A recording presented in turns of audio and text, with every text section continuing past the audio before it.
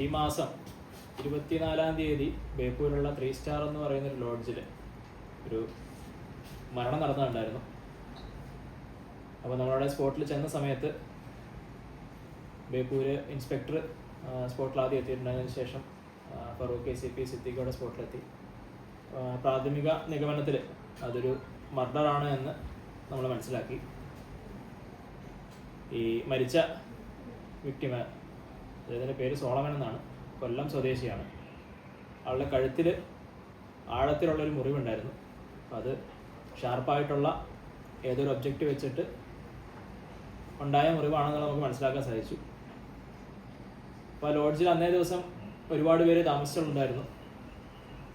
കൂടുതലും ആ ഭാഗത്ത് ജോലി ചെയ്യുന്ന, മത്സ്യബന്ധനത്തിൽ ഏർപ്പെടുന്ന, അതുമായിട്ട് ബന്ധപ്പെട്ടുള്ള ജോലികളിൽ ഏർപ്പെടുന്ന വ്യക്തികളാണ് അവിടെ താമസത്തിനുണ്ടായിരുന്നത്.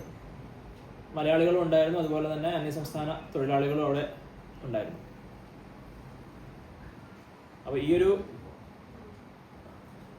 മർഡർ നടന്നതിന് ശേഷം ആരാണ് ചെയ്തത് എന്നുള്ളത് നമുക്ക് തുടക്കത്തിൽ, കാരണം ഇത്രയും ആൾക്കാരവിടെ താമസിച്ചിരുന്നു, കൃത്യമായൊരു ഐഡിയ നമുക്ക് ആദ്യത്തെ ദിവസം ലഭിച്ചിട്ടുണ്ടായിരുന്നില്ല.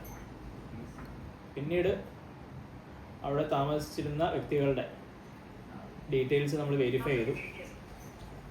അതുപോലെ തന്നെ ഈ മരണപ്പെട്ട വ്യക്തിയുമായിട്ട് ബന്ധമുള്ളവരുടെ ഒക്കെ നമ്മൾ വെരിഫൈ ചെയ്തതിന് ശേഷമാണ് ഇന്ന് പുലർച്ചെ പുന്നപ്ര വെച്ചിട്ട് പ്രതിയായിട്ടുള്ള ജോസ് ഏലിയാസ് മാനുവൽ അയാളെ അറസ്റ്റ് ചെയ്യുന്നത്.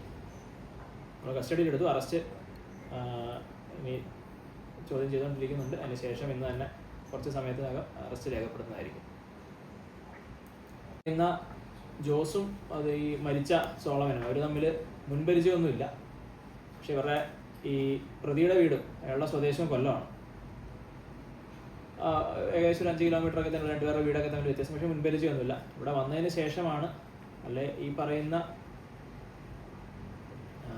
സോളമൻ കൊല്ലപ്പെടുന്ന ദിവസം അന്ന് തന്നെയാണ് ഈ ജോസ് ഇയാളെ പരിചയപ്പെടുന്നത്. അതിനുശേഷം രണ്ടുപേരും കൊല്ലം സ്വദേശികളാണ് എന്ന് മനസ്സിലാക്കിയതിന് ശേഷം ഇവരൊരുമിച്ച് മദ്യപിക്കാൻ വേണ്ടി ഈ ലോഡ്ജിൽ പോകുന്നു. അപ്പോൾ ആ മദ്യപിച്ച് അതിന് ശേഷം ഉണ്ടായ ഒരു ചെറിയ വാക്ക് തർക്കവും മറ്റുമാണ് ഈ പറയുന്നൊരു കൊലയിലേക്ക് കലാശിച്ചത്. അപ്പോൾ അത്തരത്തിലാണ് ആ ഒരു കൊലപാതകം നടന്നത്. അപ്പോൾ അതിന് ശേഷം ഏകദേശം 24-ാം തീയതി പുലർച്ചെയാണ് ഈ സംഭവം നടക്കുന്നത്. അതിന് ശേഷം ഒരു 4:30 കൂടിയൊക്കെ ജോസഫ് സ്ഥലത്തുനിന്ന് രക്ഷപ്പെട്ടു പോവുകയാണ്. അതിന് ഈ പറയുന്ന പ്രതിയെ മനസ്സിലാക്കാനും പിടികൂടാനുമായിട്ട് ഫറൂഖ് ACPയുടെ നേതൃത്വത്തിലുള്ള ടീം, ഒരു SI ഷനോജ് ഉണ്ടായിരുന്നു, ASI ആയിരുന്നു, പിന്നെ പോലീസുകാരായിട്ടുള്ള വിനോദ്, അനൂജ്, അഖിൽ, അരുൺ, സുബീഷ് എന്ന് പറയുന്ന ടീം, അതുപോലെ തന്നെ ഇവിടെ കാര്യങ്ങൾ നോക്കാൻ വേണ്ടി നമ്മുടെ സിറ്റി സ്ക്വാഡിലുള്ള അംഗങ്ങളും ഉണ്ടായിരുന്നു. അത്തരത്തിലൊരു ടീമായിട്ട്, അതുപോലെ സൈബർ സെല്ലിലുള്ള ഉദ്യോഗസ്ഥർ, ഇവരുമായിട്ട് ബന്ധപ്പെട്ടുള്ള ഫോൺ കോളുകളും മറ്റും പരിശോധിക്കാനും അത്തരത്തിലുള്ള ഡീറ്റെയിൽസ് എടുക്കാനൊക്കെ ആയിട്ട് സൈബർ സെല്ലും ടീം ഉണ്ടായിരുന്നു. അപ്പോൾ അത്തരത്തിൽ ഒരു ടീം വർക്കിൻ്റെ ഫലമായിട്ടാണ് ഇന്ന് ഈ ജോസ് എന്ന് പറയുന്ന പ്രതിയെ പുന്നപ്ര വെച്ച് അറസ്റ്റ് ചെയ്യാൻ സാധിച്ചത്. ഇവിടെ ഇറങ്ങി ഇവിടുന്ന് ട്രെയിനിന് പോയതായിട്ടാണ് നമ്മൾ മനസ്സിലാക്കിയത്. ആലപ്പുഴ ഇറങ്ങിയതിന് ശേഷം ഇയാളുടെ സ്വദേശമായിട്ടുള്ള കൊല്ലത്തേക്ക് പോയി. അപ്പോൾ നമ്മുടെ ടീം കൊല്ലത്ത് വെരിഫിക്കേഷൻ കാര്യങ്ങളൊക്കെ നടത്തിയിട്ടുണ്ടായിരുന്നു. ജോസുമായിട്ട് ബന്ധമുള്ള വ്യക്തികളെ കേന്ദ്രീകരിച്ച് അന്വേഷണം നടത്തി. അത്തരത്തിൽ ജോസ് എന്ന് പറയുന്ന വ്യക്തി ആണ് നമ്മുടെ തുടക്കത്തിൽ നമ്മുടെ സംശയത്തിൻ്റെ ലിസ്റ്റിലേക്ക് ഈ ജോസ് എന്ന് പറയുന്ന ആളിലേക്ക് നമ്മൾ എത്തിയിട്ടുണ്ടായിരുന്നു. അപ്പം ഇയാൾ കൊല്ലത്തെത്തി എന്നുള്ള കാര്യം നമുക്ക് മനസ്സിലായി. അതിനുശേഷം ഇയാൾ പോകാൻ സാധ്യതയുള്ള സ്ഥലങ്ങളൊക്കെ മനസ്സിലാക്കി. അങ്ങനെയാണ് ഇയാൾ പുന്നപ്രയിലുള്ള ഇയാളുടെ ഒരു ബന്ധുവിൻ്റെ വീട്ടിലുണ്ട് എന്നുള്ള കാര്യം നമ്മൾ മനസ്സിലാക്കുന്നത്. അപ്പോൾ ഇയാൾ അവിടെ നിന്ന് തൂത്തുക്കുടിയിലേക്ക് രക്ഷപ്പെടാൻ വേണ്ടിയുള്ള ഒരു തയ്യാറെടുപ്പിലായിരുന്നു. അപ്പം അത് കൃത്യസമയത്ത് നമുക്ക് അവിടെ എത്താൻ സാധിച്ചതുകൊണ്ടും ഈ തുടക്കം മുതലേ ഈ സംഭവം റിപ്പോർട്ട് ചെയ്ത് അന്ന് വൈകുന്നേരം തന്നെ നമ്മുടെ ടീം ഇവിടുന്ന് പുറപ്പെട്ട് കൊല്ലം ആലപ്പുഴ കേന്ദ്രീകരിച്ചുള്ള അന്വേഷണം നടത്തുന്നുണ്ടായിരുന്നു. അപ്പോൾ ആ ഒരു അന്വേഷണത്തിൻ്റെ ഫലമായിട്ട് നമുക്ക് ഇയാളെ അറസ്റ്റ് ചെയ്യാൻ സാധിച്ചിട്ടുണ്ടായിരുന്നു. അങ്ങനെയാണ് ഈ പറയുന്ന പ്രതിയിലേക്ക് നമ്മൾ എത്തുന്നതും ഈ മർഡർ കേസ് നമ്മൾ സോൾവ് ചെയ്യും. അതെ, ആ ചോദ്യം ചെയ്തേ ഉള്ളൂ. അതിൽ നിന്ന് നമ്മൾ മനസ്സിലാക്കിയത് ഈ ഒരു കാര്യമാണ്. ഇനി കൂടുതൽ ഒന്നുകൂടി വിശദമായിട്ട് ചോദ്യം ചെയ്യേണ്ട ആവശ്യമുണ്ട്.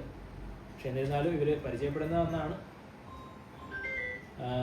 ഇവർ രണ്ടും കൊല്ലം സ്വദേശികളായിരുന്നു. അപ്പോൾ നാട്ടുകാരാണ് എന്നുള്ളൊരു ഇതിൻ്റെ പുറത്താണ് ഇവരൊരുമിച്ച് നമുക്കൊന്ന് കൂടാലോ എന്ന് പറഞ്ഞ് ഇവർ ഈ പറയുന്ന രീതിയിൽ ലോഡ്ജിൽ ഒരുമിച്ചിരുന്ന് മദ്യപിക്കുന്നത്. ഇവിടെ വന്നിട്ട് 1.5 മാസം ആയതേ ഉള്ളൂ. അപ്പോൾ അയാൾ ഇതുവരെ ചെയ്തതിൻ്റെയൊക്കെ കൂലിയാക്കി അന്നാണ് കിട്ടിയിട്ടുണ്ടായിരുന്നത്. അപ്പോൾ ആ പൈസയൊക്കെ അയാളുടെ കയ്യിലുള്ളതുണ്ടായിരുന്നു. അങ്ങനെയാണ് ഈ പറയുന്ന മദ്യപിക്കാനുള്ള ഇതിലേക്ക് പോകുന്നത്. സോളമൻ കുറേ കാലമായിട്ട് ഇവിടെ തന്നെ പണിയെടുക്കുക. സോളമൻ ഈ ലോഡ്ജിലല്ല താമസിക്കുന്നത്, തൊട്ടപ്പുറത്തുള്ള മറ്റൊരു ലോഡ്ജിൽ താമസിക്കുന്നതായിരുന്നു. പിന്നെ ഇവരുടെ കുറച്ച് സുഹൃത്തുക്കൾ ഇവിടെ താമസിക്കുന്നുണ്ട്. അങ്ങനെയാണ് ഈ പറയുന്ന സ്ഥലത്തേക്ക് ജോസു എത്തുന്നത്, അതുപോലെ തന്നെ സോളമനും എത്തുന്നത്. അപ്പോൾ അത്തരത്തിൽ കണ്ടുമുട്ടി നാട്ടുകാരായതുകൊണ്ട് എന്നുള്ള ഇതിൽ തുടങ്ങിയതാണ്. പക്ഷേ മദ്യത്തിൻ്റെ പുറത്ത് ഒരു തമ്മിലുള്ള ചെറിയ വാക്കു തർക്കങ്ങളും, അപ്പോൾ അതിനകത്ത് നമുക്ക് കൂടുതലായിട്ട് കാര്യങ്ങൾ ചോദിച്ച് മനസ്സിലാക്കേണ്ടതുണ്ട്. സ്ഥിരമായിട്ട് അവിടെ താമസിക്കുന്ന വ്യക്തികളാണ്. അപ്പോൾ അത്തരത്തിൽ ആ ലോഡ്ജിൽ താമസിക്കുന്ന ഒരു വ്യക്തിയായിട്ട് ഇയാൾക്ക് പരിചയമുള്ളതുകൊണ്ട് അങ്ങനെയാണ് ഈ ജോസ് അവിടത്തേക്ക് വരുന്നത്. അപ്പോൾ കുറച്ച് ദിവസം അവിടെ നിന്നു. അപ്പോൾ അവർ നാട്ടിലേക്ക് പോയി. അപ്പം അവിടെ നിന്ന് വേറൊരു റൂമിലേക്ക് മാറി.